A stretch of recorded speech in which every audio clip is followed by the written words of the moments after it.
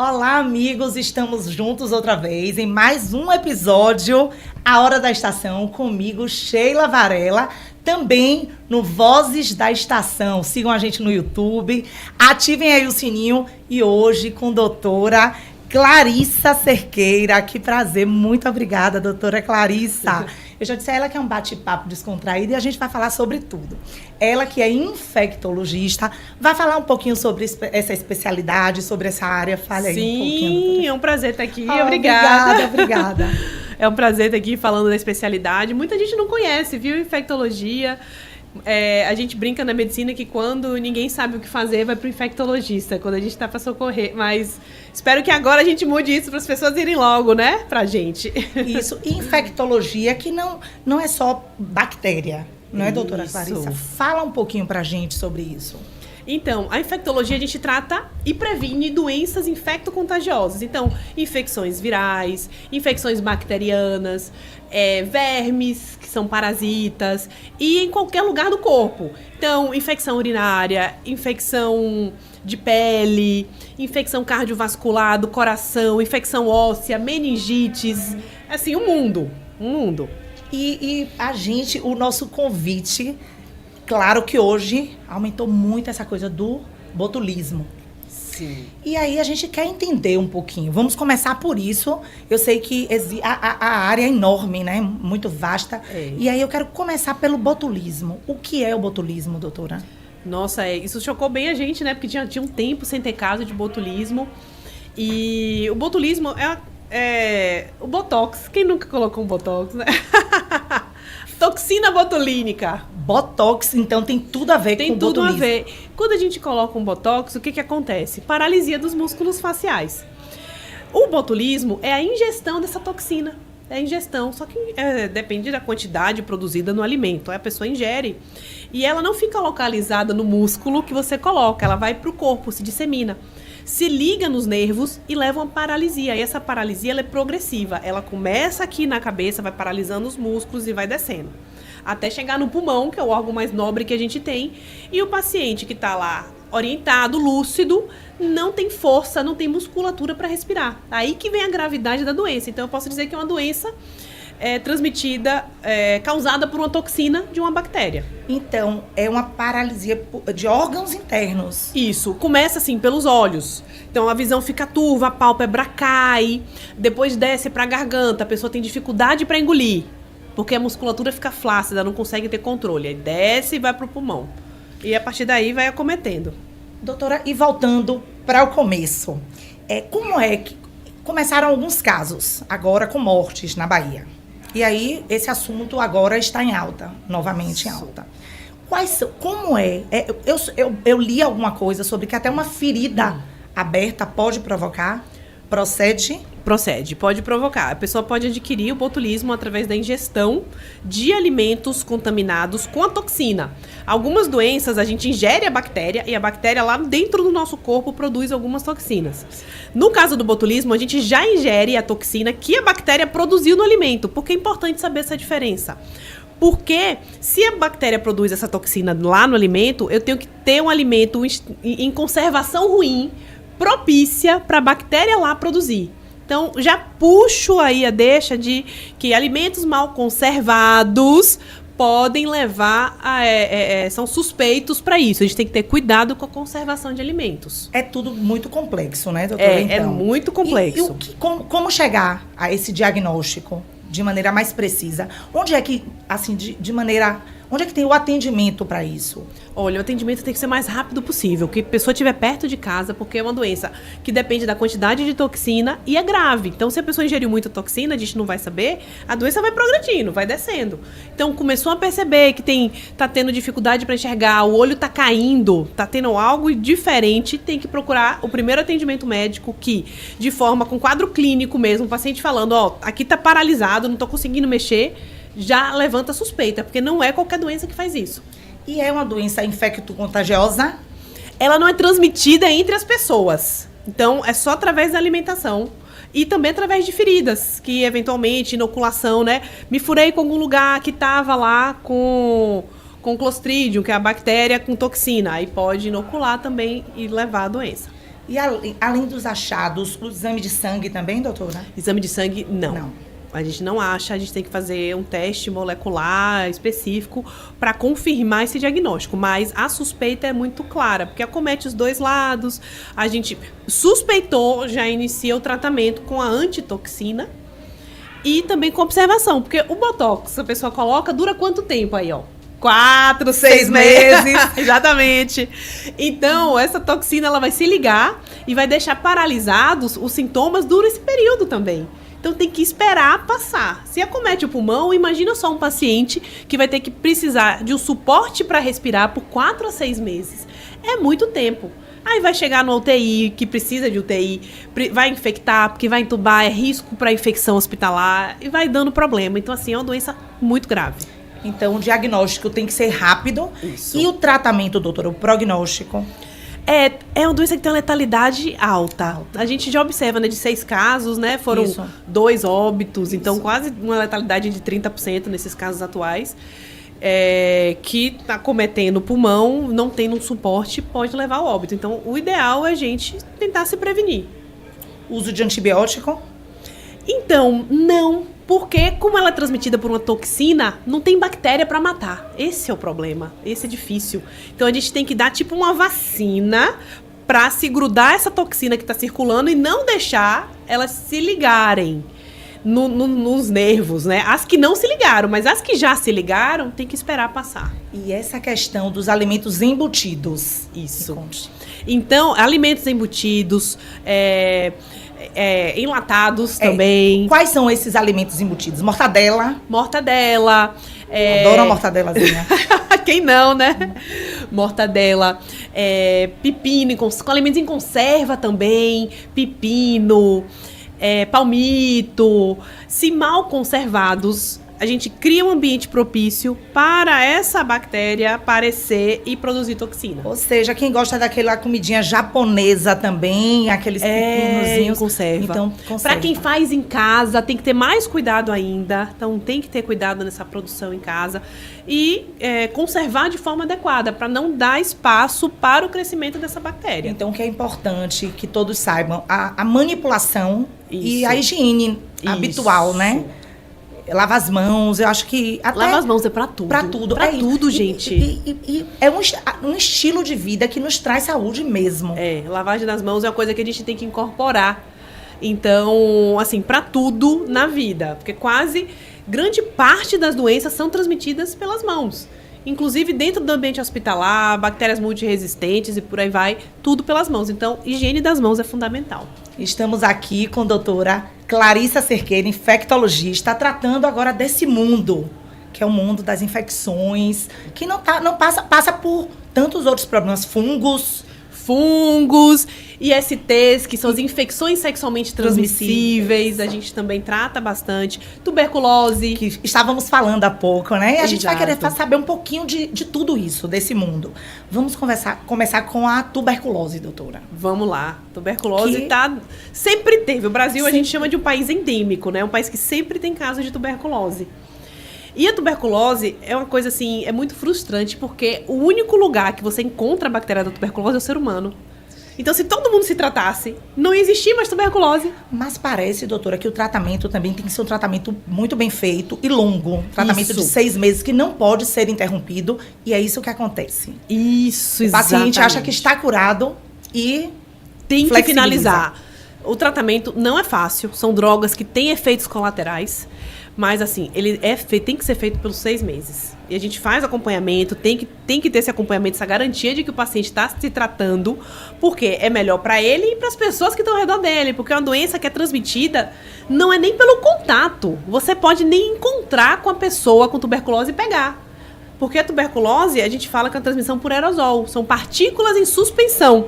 Então, se chegou uma pessoa num ambiente fechado, que está com tuberculose, esse ambiente, né, não tem circulação de ar, essa pessoa saiu, essas partículas ficam por 2 a 3 horas em suspensão, outra pessoa que entrou um tempo depois pode se infectar. Então, muita gente fala, eu não sei como eu peguei tuberculose. Então, não tem como saber. Mas a tuberculose tem cura? Tem cura!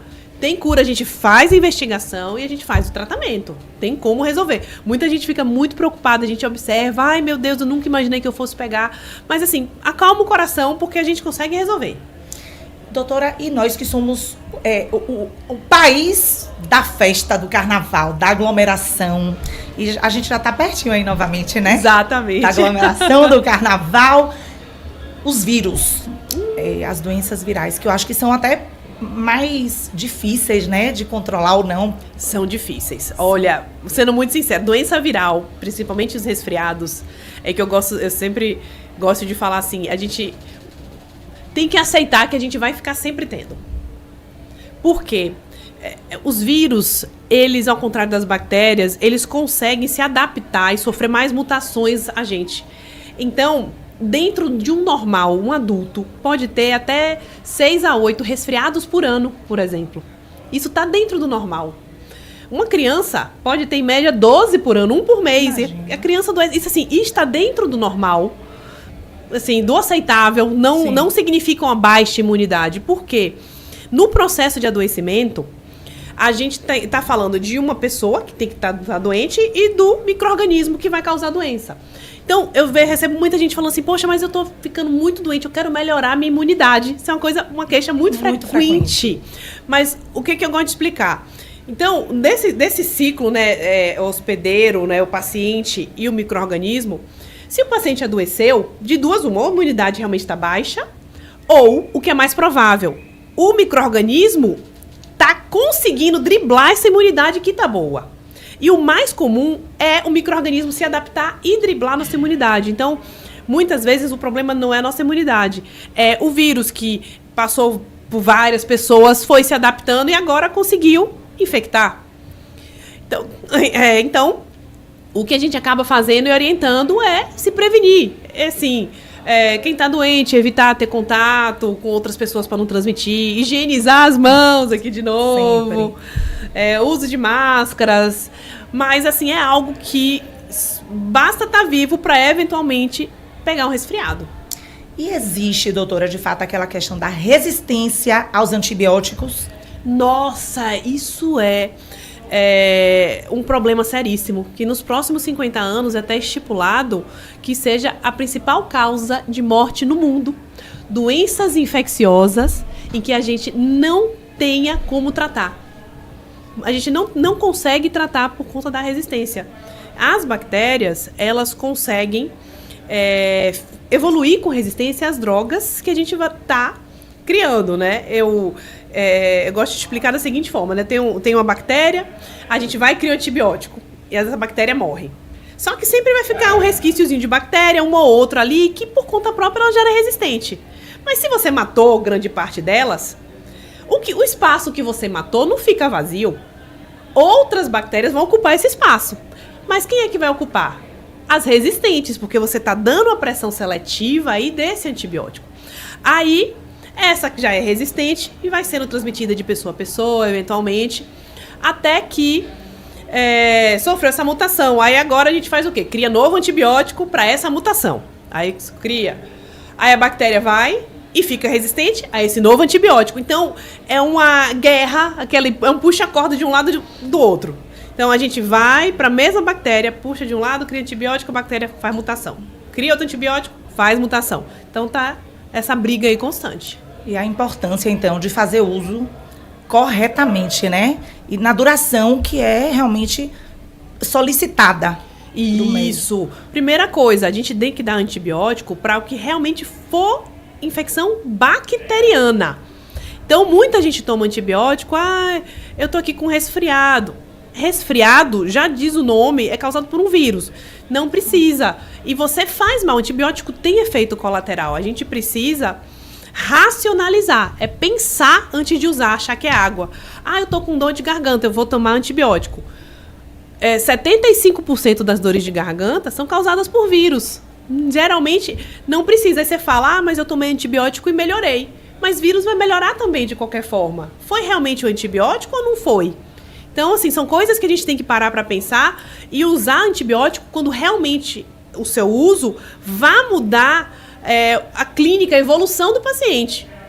que aí sim traz benefício. E eu acho que deve ser muito complicado, principalmente para vocês, assim, médicos da área de saúde, o quanto vocês têm que conscientizar do bom uso e para finalizar esse tratamento, né? Como a gente estava falando da Sim. TB, da tuberculose, que é um tempo maior. Eu sou mãe, minha filha não é mais adolescente, mas a gente sempre acha que os filhos não crescem. A minha, assim, tomou antibiótico, ou fez uso da medicação. Em 2 dias, se ela acha que já tá bom, eu tenho que ficar. Não pode suspender. Não pode suspender. Porque a coisa do fica imediatismo. Exato. É aquilo que eu falei, a gente vai matando bactérias, não mata todas de uma vez. Isso. E se a gente parar de tomar antes de acabar o tratamento, o que ficou de bactéria é resistente e vai ocupar esse espaço. Então, é fator de risco para resistência. Tem que fazer o tratamento completo. Doutora, e nesse universo, em tudo que a gente está falando sobre a especialidade, chamava doenças sexualmente transmissíveis, que hoje não é mais. Hoje é IST, infecção sexualmente transmissível. Pronto, que está aí a todo vapor. Tá, a todo vapor. A todo vapor. E é importante falar, antes a gente chamava de doença, porque doença a gente entende algo como dar queixa. Isso. Né? Então, me queixando disso. Mas a gente fala agora IST porque grande parte dessas doenças não dão sintomas. A pessoa não tem nada.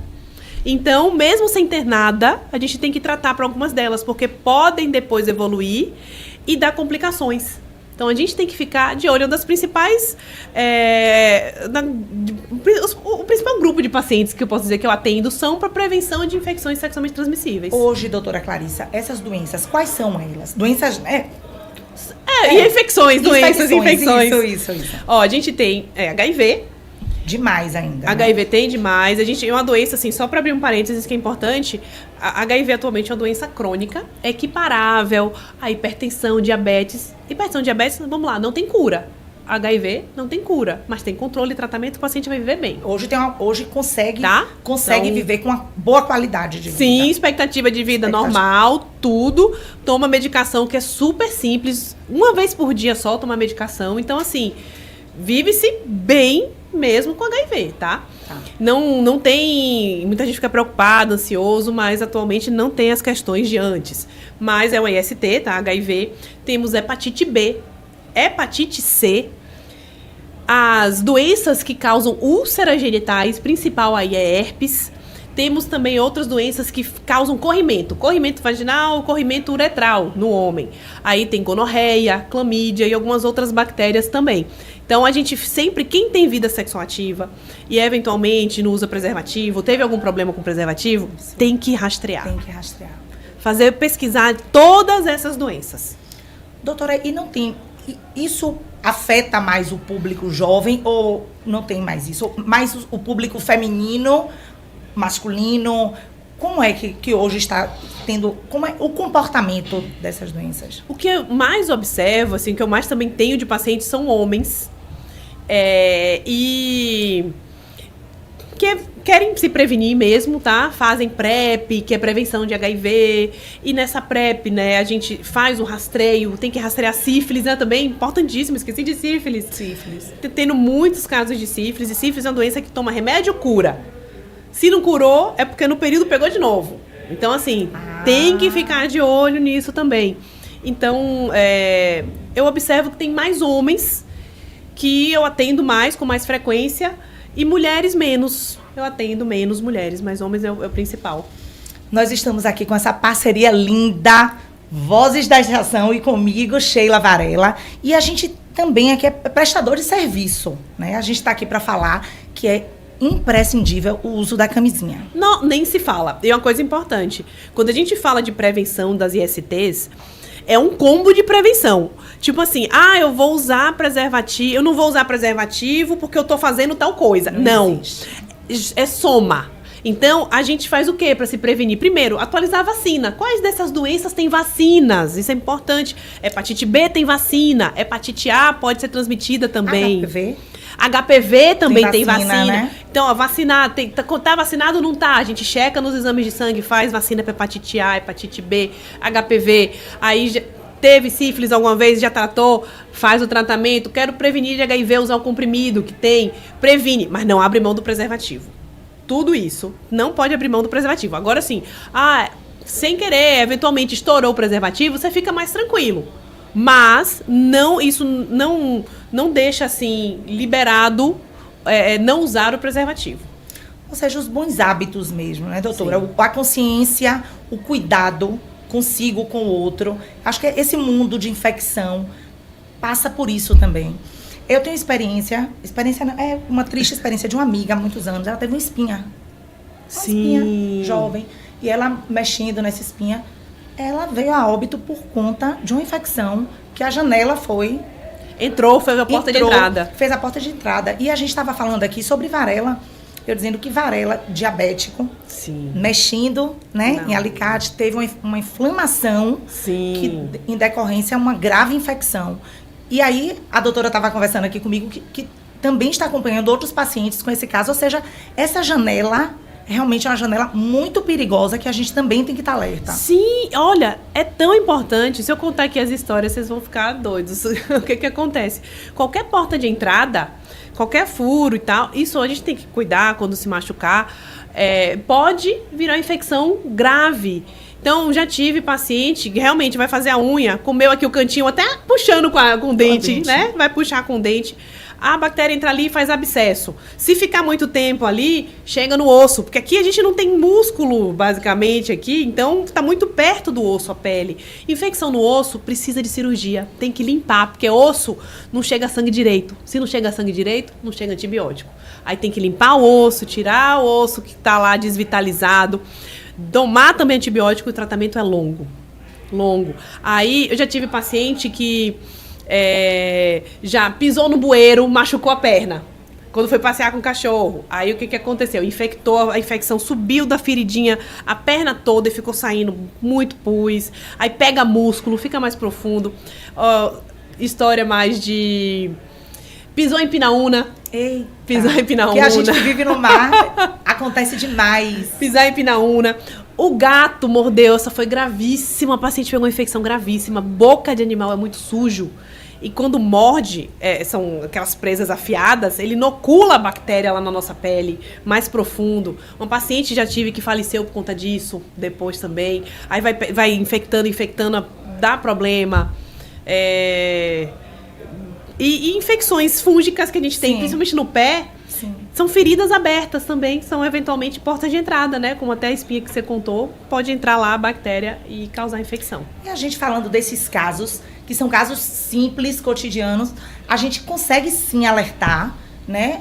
O nosso seguidor, o nosso amigo que está aqui com a gente hoje nesse bate-papo.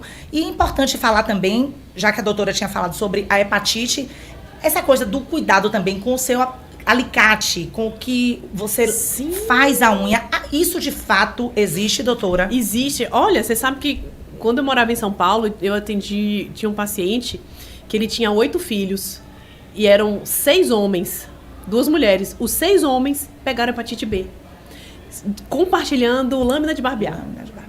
Então, assim, tem que ficar atento para essas coisas. Estão vendo que não é frescura minha, minhas manicures lindas, minhas amigas, minhas filhas, minhas não, porque eu tenho várias filhas, né?